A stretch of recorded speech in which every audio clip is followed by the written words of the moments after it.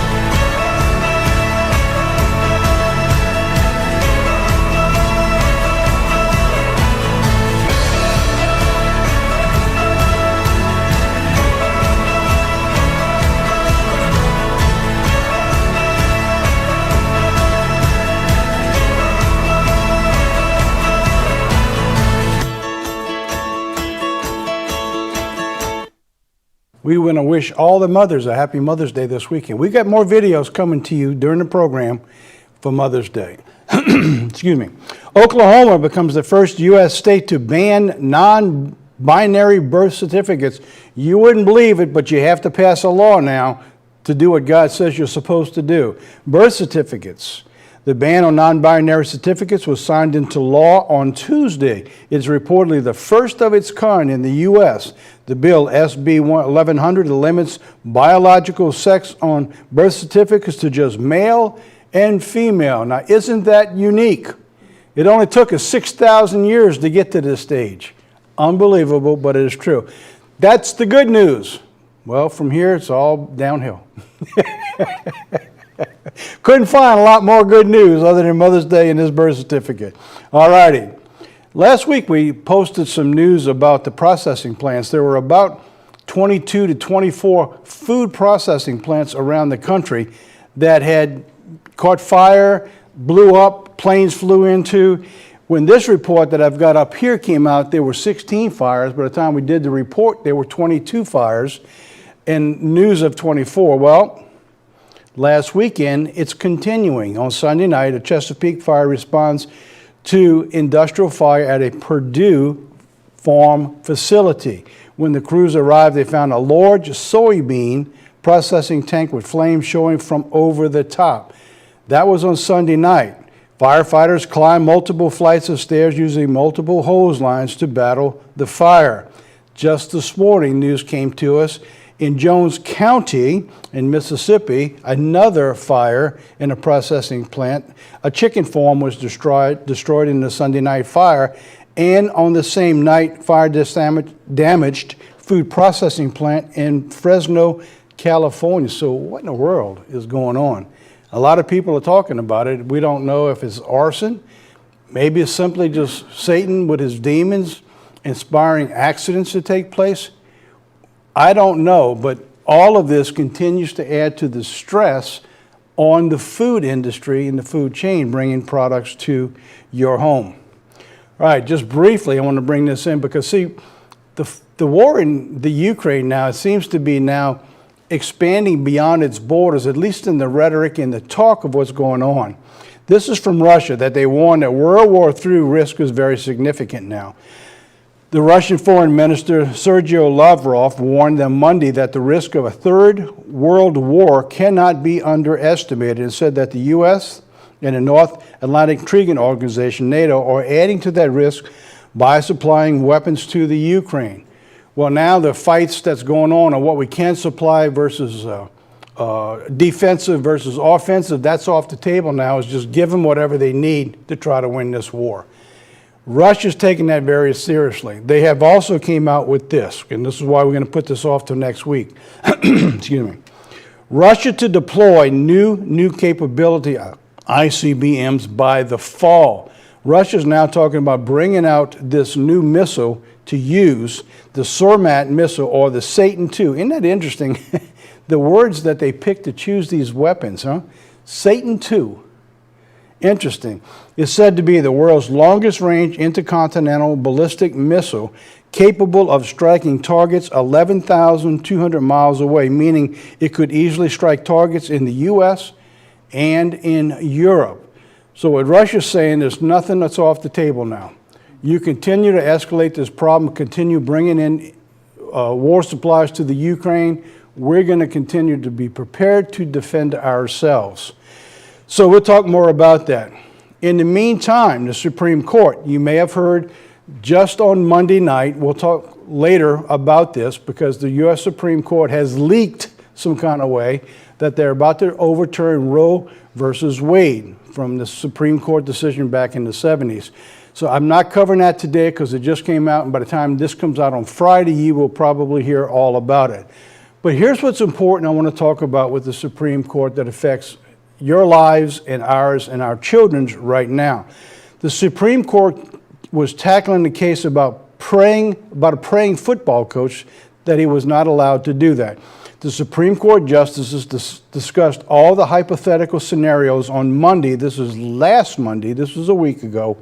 Hearing arguments about a former public high school football coach, the Washington State coach who wanted to kneel and pray in the field after the games. What's interesting is what they're afraid is that this may encourage other students. All right, the Washington coach who wanted to kneel and pray on the field after the games. Now, here's the horrible news. Talk about horrible news, is that they're afraid that this coach and his actions are going to encourage other students to also pray. Wow, what a horrible thing. Let's play that video. High school JV football coach Joseph Kennedy will be in D.C. for Monday's arguments, along with a group of clergy from Bremerton. But they flew out of SeaTac today not to back the coach. On a busy Sunday at SeaTac, two reverends. We want to protect the rights of our students, whether they're Christian or Muslim or Jewish. Are heading out on a mission of sorts. I do think that there is a time and a place for prayer. I don't care what their beliefs are. We do believe in this sport. In 2015, the Bremerton School District decided this was neither the time nor the place for a prayer. Amen. Joseph Kennedy, then coach of Bremerton High School's JV football team, lost his job after leading post-game prayers on the 50-yard line. He said it was his right. Simply because it was a private prayer between God and myself, and I don't think anybody in America should have to worry about their faith and their job. The U.S. Supreme Court will hear arguments in Kennedy's case Monday morning. Kennedy's attorney says leading an optional prayer on the football field is no different than a teacher praying in the cafeteria before lunch or a school staffer wearing a crucifix.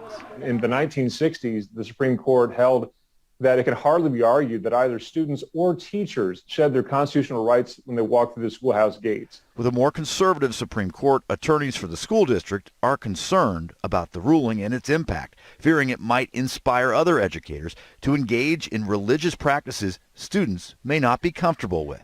The separation of religion and government is what guarantees all of us religious freedom. And if the court gets it wrong, it would be the biggest blow to religious freedom in decades. I think it would be one more piece of erosion between the separation of church and state. Reverends Greg Refner and Meg Dowling admire the former coach's passion, especially for prayer, but they're heading to D.C. to say how and where prayer happens matters. These students of minority faith or no faith should not be coerced into religious practices that they do not consent to. While both sides are eager to hear Monday's arguments and the ruling, the decision is not expected to be handed down until June. It's really pitiful to see these two religious leaders, whoever they are, to call themselves reverends, which God says you don't call anyone reverend, are out. They don't even understand the Constitution, separation of church and state. And it is interesting is that we always have to bow down to protect the left's right or the ungodly's rights, where ours continue to be eroded. Now, while all that's going on in the Supreme Court in our school systems, let's talk a little bit about what they are doing in schools that are not being challenged, and it's finally coming to the surface. More secret gender transition closets are discovered in public schools. In case you don't know what that is that I'm going to show it to you. The closets with transgender clothes and accessories for students to change into after arriving to school and changing back before they go home are being discovered in public schools. The goal of the transition closet is for our students to wear clothes that their parents disapprove of at school and change before they go back home. So now, the schools, while we can't encourage them maybe that they might want to pray, they can encourage them now to develop a closet of clothing where the parent at home said you can't wear that or you can't go in that direction. The school now supports the students to hide from the parents' will, change into a transgender outfit while they're in school. Before they go home, they get to change back into the clothes the parents want them to be in. Now, right up front, I mean, that breaks as many laws as I can think of in my mind. One of the biggest is honor thy mother and thy father. So the school systems now is breaking down the very basic principle of God's law of disobedience to parents. Now, can that bring about blessings? Well, of course not. Look what else they're bringing to our kids in school while we're fighting them about allowing them or encouraging them to pray. The Satanists sue Force Elementary School to allow after-school Satan Club their goal to tell the kids there is no hell. Now, this is an amazing little, cute little video. And the one thing about Satan and all the evil practices, he comes across as an angel of light. So everything's always in nice colors, nice musical. It rhymes, it sounds good, makes you just feel warm and cuddly all over. In the video I'm going to show you, the video repeatedly states that there is no hell and goes on to claim that Satan doesn't actually exist. He's an imaginary friend. Satan's not an evil guy, the song says. He wants you to learn and question why. He wants you to have fun and be yourself. And by the way, there is no hell. Now, that's repeated over and over in the video. So I'm going to caution right up front. It's not disgusting kind of video, but it's disgusting spiritually because it captures the mindset of the children to deny that God exists. And even Satan himself says, I don't exist. So it reminded me of Genesis 3 and verse 4, where the serpent said to Eve, you shall not surely die. And so the serpent today is saying, by the way, there is no hell, and I don't exist. Let's play that video. Satan's not an evil guy. He wants you to learn and question why. He wants you to have fun and be yourself. And by the way, there is no hell. Science is important, so we understand the world. Satan looks for truth. Let's help him, boys and girls. Satan's not an evil guy. He wants you to learn and question why. He wants you to have fun and be yourself. And by the way, there is no hell. Everyone is different, and that's okay with Satan. He'll always treat you equal, whether you're black, white, or gay. Satan's not a scary guy. He wants you to share and to be kind. He wants you to have fun and be yourself. And by the way, there is no hell. When all is said and done, Satan doesn't actually exist. He's an imaginary friend who can teach us how to live. Satan's not a scary guy. He wants you to share and to be kind. He wants you to have fun and be yourself. And by the way, there is no hell. Satan's not an evil guy. He wants you to learn and question why. He wants you to have fun and be yourself. And by the way, there is no hell.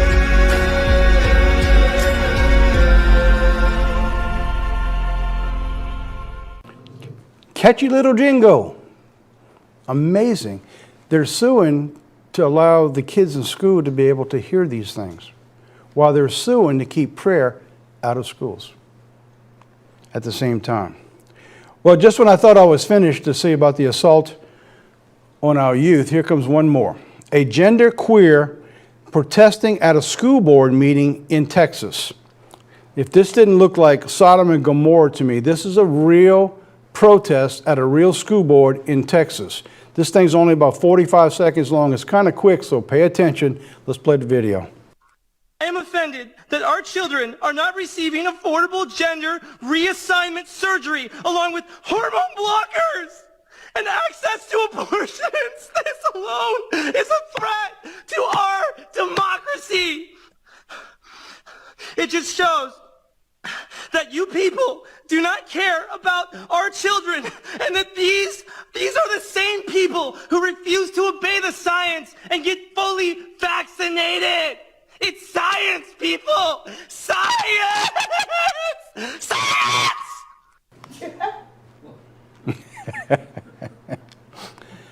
Can you believe that? Man, I mean, I don't know. I don't think I need to comment on that one. I think that's kind of self-explanatory. Let's move on. All righty. Now, we're destroying the youth from the time they're born, and now we're going to destroy the time until their future is robbed away from. Student loan forgiveness. Student loan now has become the second largest debt class in America. I don't know if you knew that or not. It's up to $1.7 trillion in debt. Pretty much you can't pay this debt off, what's going on in America right now. It just doesn't go away. Someone owns that debt. So if we're talking about just canceling debt, so now they're saying, well, we'll do a percentage of the debt, we'll cancel. Well, what about all the people who actually worked and paid for their school? How about all the people, think about this one, who couldn't go to college because they couldn't afford to? So now, those who've graduated in the college generally make more than those who don't graduate from college, right? We're all pretty much understand that. So now if we do this, here's what happens. Those who really didn't go to college or worked double jobs or worked while they were in school, they get to pay for the debt of those who did go to college and making more money than they do. That's what's going on here. That's actually what's going on. That means all the taxpayers, because you see, once this debt is canceled, the U.S. government say, well, that's U.S. debt. No, no, no. That's owned by the Federal Reserve. That's owned by the bank, the central banking system, which is a private organization, by the way. Even though it's done by the government, it's picked up by that organization. That means the U.S. government now has to print more money to give to that organization, and they just canceled the debt. That means it's coming out of your pocket, if what's going on there. They just wanted to mention that to you in case you forgot. So what we've done now is we've taken school systems who've just got these enormous fees to be able to go to, and just now continues to carry out 10, 20, or till they die, basically. So how did we get here? Let me just show you a couple things and how we got here, because this is very, very important. Robbing the future of our youth. The rising cost of college in America. The cost to obtain a college education in America has ballooned relatively over all the inflation. Average college tuition fees have increased by 1,200% since 1980, while the inflation rate over the same period of time is only up 236%. So this means that we're outclassing whatever the cost of living is, that the school debt continues to rise. How come? How come that's going on? Well, there's a couple reasons for it. Let me show you. This is student debt growth by percentage. Look at it from 1980 all the way up to where in 2020 where it's at. This is the same by student debt growth by dollars. So when you have the debt continues to grow in a four-year institution by dollars since 66, 7, you see in 80 now it begins this gigantic increase. What is the reason? Well, primarily this is it. The increase in federal aid. According to a study from the New York Feds, every dollar subsidized by the federal student loan increases tuition by 60 cents. Isn't that interesting? The government says, we're going to help the students, so we're going to guarantee student loans. So they put in a dollar. So what does the school do? The school says, well, we don't have to compete again against one institution against another. That means they're going to guarantee whatever we charge for tuition. That's guaranteed because every person has a right to go to school. So just like I showed you with this BP, under the crisis, the American people continue to get sucked into the greed of personality, businesses, school institutions. The schools for our kids now, they realize they can charge whatever they want to because there's a guarantee loan out there. You don't have to worry about what they're going to pay back to you because the government gives you your money up front. So now we've got tuitions have just gotten out of sight. And who pays the price? The very student they're trying to help. So now we just destroy them from their youth and we lock them into debt until they die. Well, thankfully God's going to, let me back that up because I got a video here. This is a history of student loans. This may give you a little bit more balance. It's about 4 minutes long, but I think it's worth watching. Let's play that video.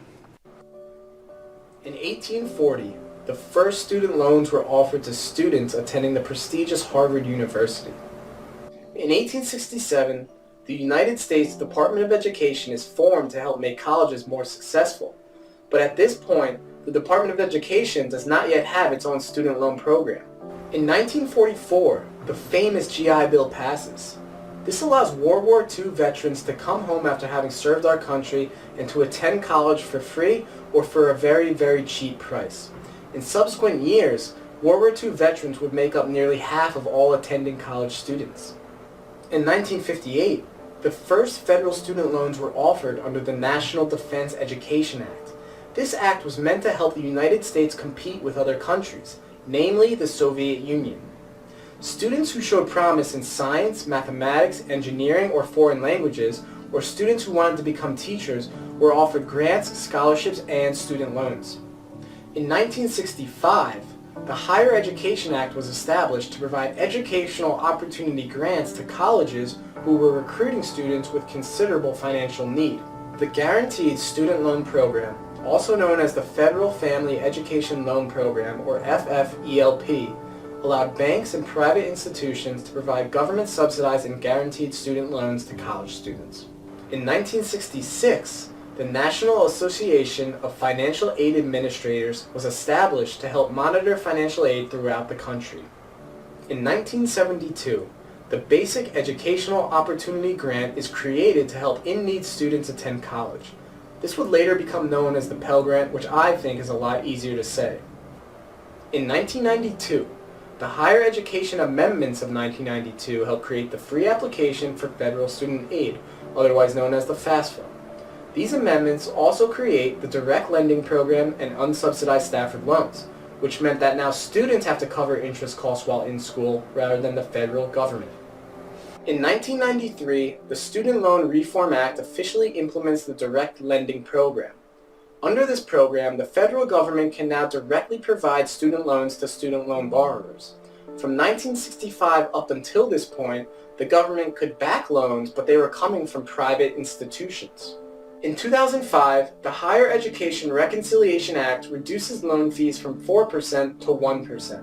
It also now allows graduate students to take out PLUS loans. At this time, the outstanding student loan debt balance in the U.S. is $391 billion. In 2008, credit market issues related to the Great Recession forces many private student loan lenders to back out of FFELP. They no longer have the financial ability to provide loans to college students. If you remember, FFELP was launched in 1965 and allowed banks and other private institutions to provide government-backed loans to college students. Also in 2008, outstanding student loan debt is now at $639 billion. In 2010, new legislation now eliminates the FFELP and now requires all federal student loans to be direct loans as part of the direct lending program, which was launched back in 1993. At this time, private student loan lenders now begin providing private student loans independent from the government. Also, outstanding student loan debt has now hit $811 billion. We're getting there. In 2012, the United States hits a big milestone, but not one we should be proud of. Outstanding student loan debt now surpasses $1 trillion. And here we are today, in 2021. Outstanding student loan debt now sits at $1.7 trillion. Absolutely amazing when you look at how through the century how America really has tried to help its youth, but it's all fell flat because of the greed of going on even in the institutional systems. There is a problem when the institutions no longer teaching just education, where it becomes a political arm of a government, where the college, I'm going to try to be careful here, where the college now gets its money and begins to bring in speakers, granting them $250,000, $300,000, $350,000, $500,000 for a 1-hour speech on the backs of the students who are having to pay back these high tuitions to attend there. And when it's finished, what happens? Now they have become an arm of the government's process of what the government wants them to believe, rather than just education. We have spent more money than any nation on the face of the earth, and I think we're somewhere around 38th in the world on education now. It's not working. Absolutely not working. All right, let's go on. What's going on here? It's destroying the biblical principles and the blessings for the family and the future. Deuteronomy 5, verse 9. The God says, I am the Lord the God is a jealous God, visiting the iniquity of the fathers upon the children to the third and the fourth generation of them that hate me. So what God is saying is, because you are disobedient to my laws, he says, you hate me. He said, because of what you did. God doesn't have to do anything. Because of the process, it's bringing down the curses to the third and the fourth generations of the children. This is just one example of what's going on here. So when he says, I visit, that means he's taken his hands off, he's turned it over to you. Just like in the world today. When God takes his hands off, what if he's taking his hands off the processing plants and allowing Satan to just continue to bring about evil to destroy the food process? How about this one? Proverbs 13, verse 22. a good man leaves an inheritance to his children's children. That's not what's going on now. We're robbing our children. We're robbing their children after them because each generation finds itself in more and more debt than the previous generation. And the principles God gave to Israel and what they did is that it was blessing built upon blessing, increase upon increase. So when that parent died, it was given to the children. They were in great shape. Even into the 30s and the 40s, we find out where children were inheriting homes, businesses, a future. All of that's being robbed from us now. That's just two. I'll tell you one more to think about is these reverse home mortgages. Now, a person who does that, they have not gone disobedient to God because of rebellion. It's sometimes because the nation has put them in such a way that the elderly who's on a Social Security, in other words, you can't live on Social Security today, they have to sell out their home, reverse the mortgage that they may have had paid off for, just to buy their medicines and pay their bills. So then again, we have robbed from our children. When I hear these commercials on TV about that this is here to help you, I get so upset with that.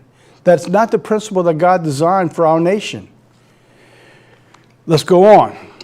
Now, let's get into something that's really critical here. The Department of Homeland Security Disinformation Governance Board. Homeland Security Mayorkas. Not a lot about this new board. Now, this is going to be something we're going to talk about in the future a lot, but I want to lay the foundation today. Not a lot of specifics has been laid out thus far, but what has been said, it appears that they will be governing whatever is against their agenda. Rather than police our borders, this is from Josh Hawley, a Republican from Missouri. Rather than police our border, Homeland Security has decided to make policing American speech its top priority. That's what's going on, and we've been telling you that that was coming. This is the new head of that department. Nina Jankowicz will lead the Department of Homeland Security's new Disinformation Governance Board. She is now called the Disinfo Czar, and she's ripped over the cringeworthy Mary Poppins TikTok. So now she's got this great little video for y'all to watch. But I got a few clips. I took a 15-minute clip from Tucker who talks about disinformation, that TikTok video's in it, and I brought it down to about 4 minutes. So let's play that video. Today, to herald the coming of the new Soviet America, the administration announced its own Ministry of Truth. This will be called the Disinformation Governance Board. Laugh if you want, but just to show you they're not kidding around here, this board is not part of the State Department or any other agency focused on foreign threats from abroad. No. The Disinformation Governance Board is part of the Department of Homeland Security. DHS is a law enforcement agency designed to police the United States and that, by the way, has a famously large stockpile of ammunition. So it's not a joke at all. Here's DHS Secretary Alejandro Mayorkas. We have just established a Mis- and Disinformation Governance Board in the Department of Homeland Security to more effectively combat this threat, not only to election security, but to our homeland security. Oh, so one of America's top law enforcement officers just announces to the Congress that actually we're going to be policing what you say, and everyone in the room kind of nods, oh yeah, it's totally normal. But here's what he didn't say. So Mayorkas told us that disinformation is a threat to Homeland Security. Now, he's the head of the Department of Homeland Security, so presumably he would know, since assessing threats to Homeland Security is his job. But what he didn't tell us is how he's defining disinformation. So here you have this new and terrifying thing that the Biden administration is so concerned about that it's created a new agency to fight it, but Mayorkas never said or even hinted as to what it might be. So the man in charge of the Disinformation Governing Board never defined disinformation. It's almost unbelievable when you think about it. Would you declare war on a country you couldn't name? Would you sentence someone to death for a crime you couldn't describe? Of course you wouldn't, not if you were a sane and decent person. Because you can't have justice without precise definitions. That's why we have very large books of law that define what is allowed and what is not. But they're not defining the core concept at the heart of what is effectively a new law enforcement agency. Maybe that's because Mayorkas doesn't want justice, and neither does the president he serves. They want power. And to get power, they plan to control what you think, Watch Mayorkas explain. We have so many different efforts underway to equip local communities to identify individuals who very well could be descending into violence by reason of ideologies of hate, false narratives, or other disinformation and misinformation propagated on social media and other platforms. Did you know that? So one of our biggest law enforcement agencies has men with guns around the country doing so many things to stop disinformation and false narratives. Those aren't even lies. They're just deviations from the approved script. Mayorkas told us again that men with guns plan to, quote, identify individuals who could be descending into violence, could be descending. Not people who've committed violence or even been accused of any crime at all. DHS is instead using law enforcement powers to identify and punish people who think the wrong things. How is this happening in America? Good question, but it is happening. And Biden's new thought cop in chief has been revealed. She's a 33-year-old, highly self-confident young woman called Nina Jankowicz. So you read about her appointment in the Washington Post this morning, and you immediately thought of the NKVD, because why wouldn't you? Yet even the NKVD, even at the height of Stalin's purges, never did karaoke. They were too dignified for that. But Nina Jankowicz happily does. Here she is. Information laundering is really quite ferocious. It's when a huckster takes some lies and makes them sound precocious by saying them in Congress or a mainstream outlet. So disinformation's origins are slightly less atrocious. It's how you hide a little lie. It's how you hide a little lie. It's how you hide a little lie. When Rudy Giuliani shared bad intel from Ukraine, or when TikTok influencers say COVID can cause pain. They're laundering disinfo and we really should take note and not support their lies with our wallet, voice, or vote. Oh! This is the point of the show. We're going to say we're kidding, we're making all of this up. It's not really happening in the country you were born in, but it is happening. That's now a law enforcement official.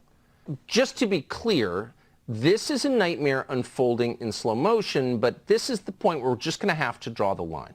No, Joe Biden, you can't have a federally funded Ministry of Truth. And no, Nina Jankowicz can't run it.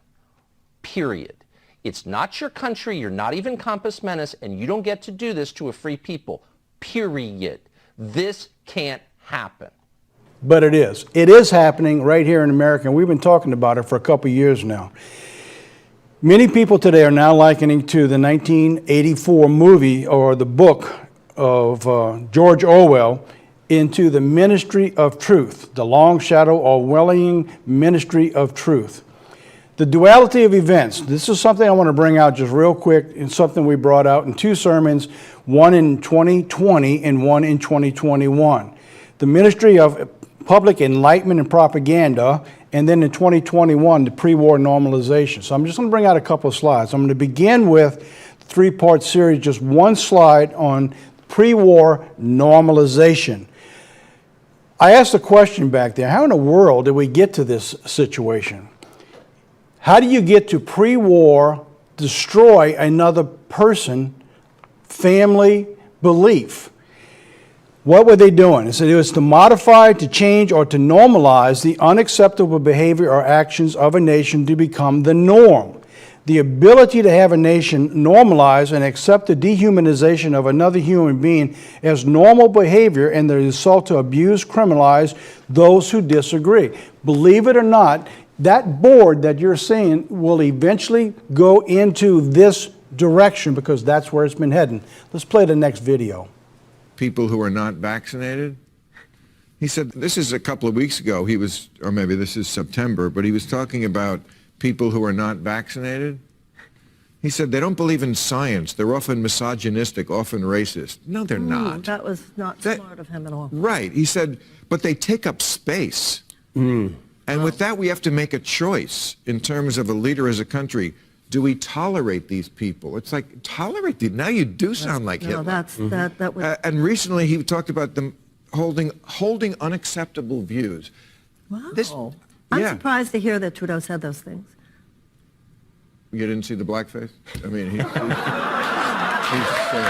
kidding about that. I'm not, I mean, that was not a good look for him. No, but, I mean, come on. I mean, that's, I think, what gets under people's skin. All right, let me give you just a quick grasp of what I just showed you there. This is the Prime Minister Trudeau of Canada. In a speech said that these people who don't believe in vaccinations, in other words, that's a different narrative. You don't have a right to do that. They have unacceptable behavior, he says, and what else did he say? They're taking up space. So it's going to get to the stage where you have to do something about those who are taking up space. There's shortages all over the place. These people don't deserve to be living. Now, let's go on. Now, let's take a look at the Ministry of Propaganda that I brought out just in 2020, 2 years ago. The goal is to control the press. Ephesians 2:2 says, Satan is the prince of the power of the air. When Adolf Hitler took power in 1933, this was 5 years before the war, the Nazis controlled less than 3%. In 1933, less than 3% of the 4,700 newspapers in Germany. The government controlled less than 3% of that. Hitler understood to control the nation would require changing the way people saw things. And to do that, he would need to control the power of the air. That meant he needed to control the media, and that included newspapers and especially radio. By the end of World War II, less than 1,100 newspapers existed, and only half were in the hands of private ownership. So that means the government had over 90%, 95% of all the newspapers the government now owned. So you didn't have a right to say what you thought or believed. By the end of World War II, 100% of all radio media was Nazi controlled. Now this is very important because you see, we live in an age of media today. That's where things are going. How? How in the world could an entire nation be taken in? What led them to that? But more importantly, what are the lessons for today? Now, let me bring you back to the video you just saw. Even the left saying, how can a prime minister say this, that these people are taking up space? The narrative, we got to get rid of these people. It becomes the norm. This is the pre-normalization of war. This is a spiritual war in the battle that we're in today. Now let's move that aside. George Santana wrote, he was a historian and a professor at Harvard.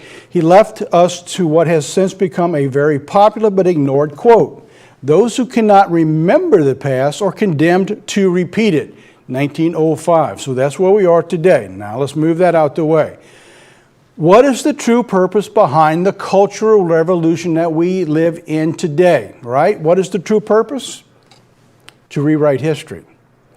You need to forget about all of this that I brought up today. World War II, how did they get that? How do you change the mindset of people who love families, friends, did business with the Jews, to now all of a sudden hate them, burn out their businesses, beat them, put them in jail, kill 6 million of them. Just wipe out a whole genocide of people. How do you go to where that is now the norm? And don't think it can't happen. Have you seen the Middle East with some of these radical Muslim terrorist groups who want to wipe out Christianity around the world? But even now, here in our own homeland, those who don't agree with the narrative of the left, they're taking up space. We got to get rid of them. For propaganda to be effective, you must remove the history of the past that could prove it wrong. Today, nearly all newspapers, radio, television stations, including cable, satellite, are owned and controlled by the liberal left. Now watch what I'm going to show you. This was 2 years ago we wrote this. I'm going to show you how prophecy is marching and how God's blessing the work that we're doing, and why we need to have your continued prayers and support and helping share this information. Now, this was 2 years ago, including nearly all the newer social media platforms like Google, Facebook, YouTube, and that's right, Twitter. What just happened last week? Well, somebody with enough money bought Twitter, and now is going to allow the other side of the coin to be expressed. It has brought the entire world into an uproar. Why do you think they just created this new ministry? It's a ministry of propaganda. It's a ministry of truth. It's the ministry they called of misinformation, which is a lie. The very name it gives us is a lie. That's what's going on right before your very eyes. How do we know where it's going to go? Well, we go back and we look at history. I'll talk about that next time. All right, let's take a break now before we get into the second half of our program. We're going to take and looking at storing, preparing for the lean years, and today we're going to take it to the blessings in the lean years. But before we do, we've got a great little video here, Stuff Mothers Never See. Take a look. I'll be right back.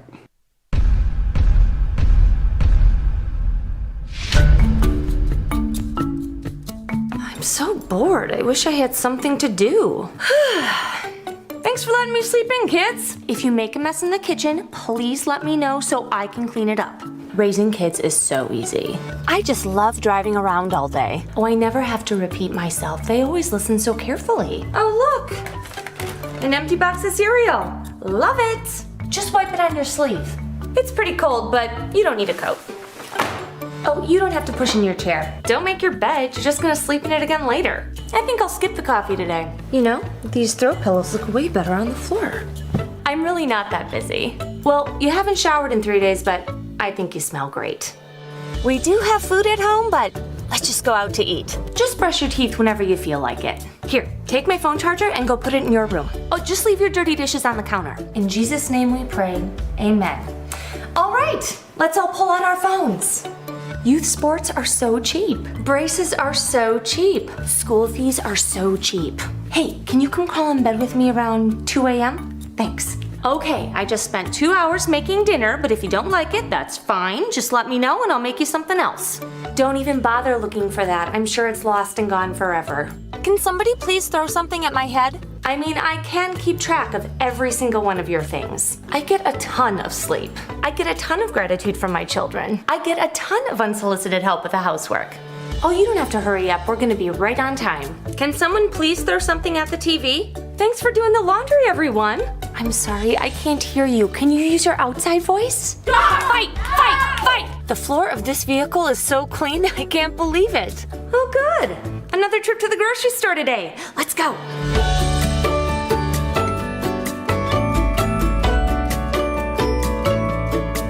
Hey, I'm gonna hop in the shower. Does somebody want to come use the bathroom while I'm in here?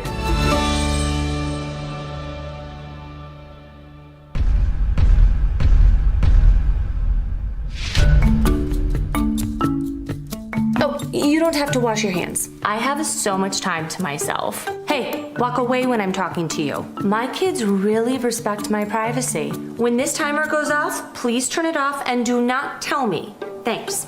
Here, can you use up all my battery? Don't call me when you get there. I don't want to know where you are. It is just too quiet in this car. Okay, we're about to leave for church, so if you're gonna make a huge mess, you better do it now. I don't know, your dad usually does everything around here. All of these people are such good drivers. Eating dinner is completely optional. Hanging up your towel is completely optional. Flushing the toilet is completely optional. Okay, this time, can you smile more like a crazed lunatic? Hey, you want to dig through the fridge for the 5th time today? I'd definitely rather be here than at the beach. I am loving the look of these chips on the floor. I am loving the smell of your feet in my face. I am loving this back pain. Get a massage, ew, no thanks. Take anything you want from my closet and don't worry about putting it back. Don't look at the camera, look over there. If your sister takes your toy, just give her a good smack on the head. Hey, come drink that grape juice in here on the carpet. It's dinner time, everybody come get a snack.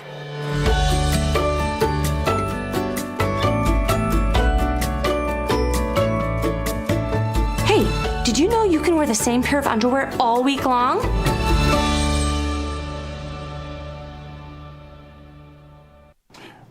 Well, you can't beat that. And by the way, you can't make that stuff up either.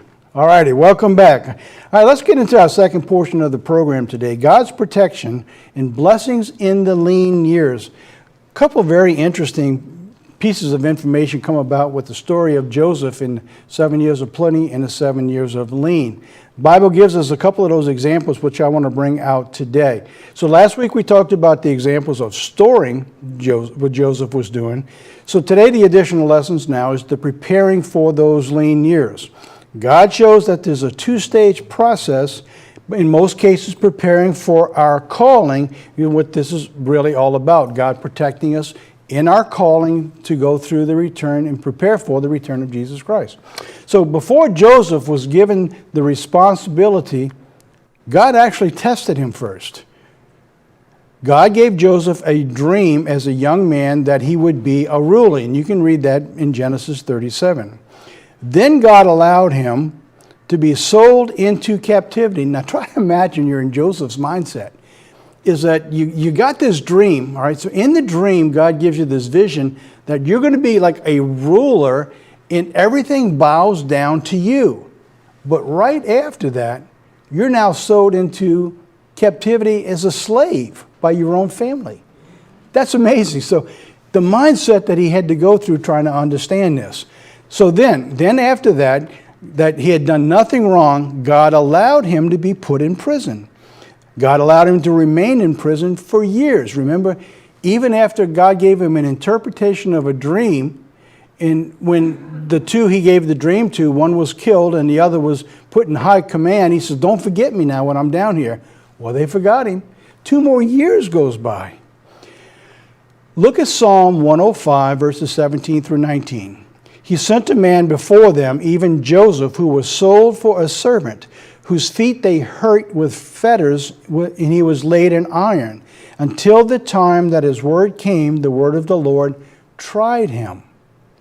So now, why am I telling you this? Because you see, we're going through the same period of time, in example like with Joseph, when you read 1 Corinthians 10. God says all of those things were left for examples for you and I, right? So one of the things that we're showed here is that when you're going through the process, before God gives you your specific responsibility that may be for you and you alone, it might be to protect your family, to protect those around you. I don't know. I don't know what your calling was. But here's one thing we do know. God tries those and he tests you whether you will hold true to it before he gives you that responsibility. The examples for God's elect through it all. We know that God knows what we need before we even ask. That's understood through Matthew. So it was in God's plan that Israel would be in a land that was not theirs, but after 400 years he would bring them back in Genesis 15. So before that promise, God spent many years, tested Abraham. Remember, Abraham went through many tests. Some he absolutely was an utter failure. Remember when the Pharaoh in Egypt came to him and he said, this is my wife? No, she's my sister. Go ahead and take her. Remember that? So God tested everybody. He tested Abraham until he developed the character to take the most important test he would ever have, to sacrifice his son, Isaac. God wanted to be sure that he would be obedient to the job God has. The same way with you and I. If you wonder why sometimes you're going through trials and you're going through tests, that's not a punishment. That's encouragement. Because, see, God isn't going to let you go through that if it's not for a reason. And just like with everyone that we see in the Bible, God tested them first. Even Jesus was tempted of the devil before he began his ministry. See, so Jesus said he went through everything just like we do. So he went through his own testing. 1 Peter 5:10 says, but the God of all grace, who hath called us to his eternal glory by Jesus Christ, after you have suffered a while, will make you perfect, establish, and strengthen, and settle you. So in other words, you can't have the blessings without being tried, that you're going to be obedient to God before he gives them to you. Malachi 3:3, as he shall sit as a refiner, a purifier of silver. He shall purify his son of Levi. He shall purge them as gold and silver, that they may offer to the Lord an offering in righteousness. So when God calls us, he allows us to be purged, like silver and gold under great heat. All the imperfections float to the top, and they scoop it off the top. So when an offering is made, it's purified. So when you're presented, when Jesus Christ takes us and presents us to our Father, he has given us a purification so that we become like he is, spotless. So the process we're going through that God's allowing you, and chances are, the greater the problem and the persecution, the more important the job has for you, God has for you. So now, let's understand that. Now remember Daniel, remember Shadrach, Meshach, and Abednego. Look at the important jobs. Even Elijah, you know, when he went to the king, 3 years you're going to have no rain, and sent him off somewhere. So now, in this process of our being purified, being tried and tempted, tested, and all these things that we're going through, there's something else that shows up in the process. Genesis 46. This is when now Joseph's family is coming to Egypt. Remember the story. Joseph went through all his testing and trial for years. And now God is ready for him. We just read that, Psalm 105. Until the testing was done, then God put him in charge. So now the family's coming to Egypt. Said the men are shepherds, for their trade has been to feed cattle, and they brought their flocks and their herds and all that they have. And it shall come to pass that when Pharaoh shall call you and shall say, what is your occupation? You shall say, thy servants have been about cattle from our youth even until now, both we and also our fathers, that we may dwell in the land of Goshen, for shepherds is an abomination to the Egyptians. So not only did God test Joseph, he gave them the wisdom to prepare them what they were supposed to do and say to prosper them and to protect them. Because you see, the Egyptians hated the Hebrews. They didn't like their mannerism. They didn't appreciate that they wouldn't pray to the Egyptian gods. They ate this cattle that was in their system was a god. So Joseph said, listen, God's preparing, separate yourselves. So you're going to dwell in Goshen. So in Goshen it was rich and abundant. Verse 47, chapter 47. So this is when the time came of the lien. The people's money was beginning to fail. God had already prepared what they needed before they even asked. God brought the shepherds in. So when the rest of the world ran out of money, what else could they sell? Their herds. The Egyptians didn't know about herding. So God brought the families in there to be able to care for and protecting in the herds, and they had plenty to eat. They had plenty to eat because they were prepared. What about you and I? Why are we hitting so hard the lean years and preparing? Because I believe God has blessings in store for us if we're obedient to Him during these lean years. Now, I'm not going to say you're not going to be tried and tested. Don't get me wrong here. And it doesn't mean that you're not going to go through periods of hunger. I often joke about, well, I sure hope we got air conditioning in the tribulation because I like things cold. But God's showing us now through these examples that when you're tried, you can also be blessed. So while the rest of the world was deteriorating, they were dying, the herds were suffering, God moved His people into a position to receive blessings. Let's move on. All right, go on. So Joseph said, give your cattle and I will give you for your cattle if your money fails. In other words, I'm going to give you grain. You give me the cattle, I'll give you grain when you run out of money. So they brought their cattle to Joseph, and Joseph gave them bread in exchange for the horses and their flocks and for the cattle and their herds, for the asses, and he fed them with the bread with all their cattle for that year. So in other words, this famine was becoming so great, people didn't have money. So now they're selling out anything they got just for food. That's the picture God gives us at the end time when you look at the seals, going through the very same process. So, what am I telling you? I'm saying that if we trust God, when you see all of this disaster and the deterioration around the world and all the suffering, if you trust God, He's going to bring you through it.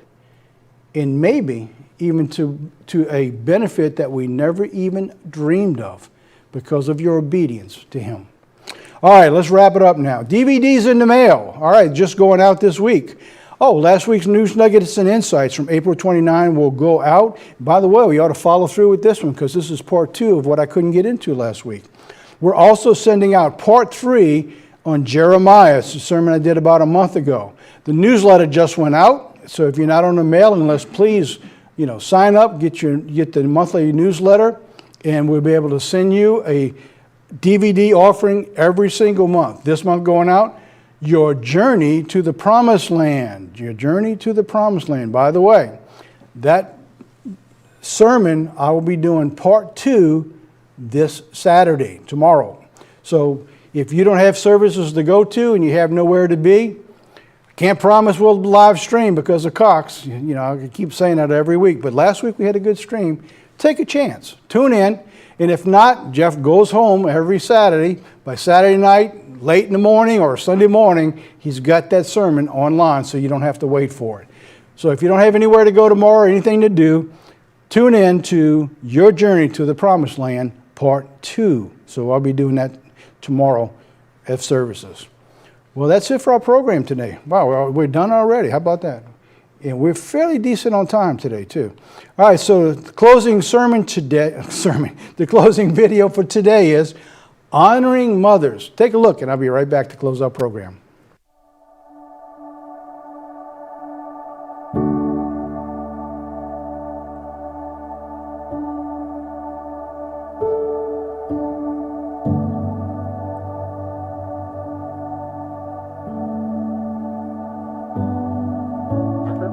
Hi, Mom. I bet you weren't expecting this. It's your favorite son. Hi, Mom. I just wanted to say that you're really special to me. My favorite thing about my mom is that every time we need her love, she's just always turning our frowns upside down. The one thing that you've taught me as I was growing up was always listening. Yeah, she loves me, she cares for me, and she's just a great mom. You've always been here for me, even in my lowest moment a couple of months ago when I was at the darkest point of my life. You were always there and you kept me safe, you kept me under your wings, and for that I will love you forever. Today, Mom, I want to honor you for sticking with me even when I seem difficult. I am so blessed to have learnt from you, and I just want to honor you. I want to take this opportunity to honor you for the amazing mother that you are. Today, Mom, I honor you because without you, I would not be the person that I am today. And I just pray that I'll be just as good of a mom as you are to me. Oh, that's the best gift ever. That's amazing. I did not expect that at all. Thanks for making me cry. You made my eyes sweat out. I love you. After watching that means that all the hard work and the tears and the self-doubt is worth it. I didn't think I was doing that good of a job. They've made it worth it. The fact that they came and did this for me is just, it's probably the best gift they've ever given me. Oh, they're such good kids.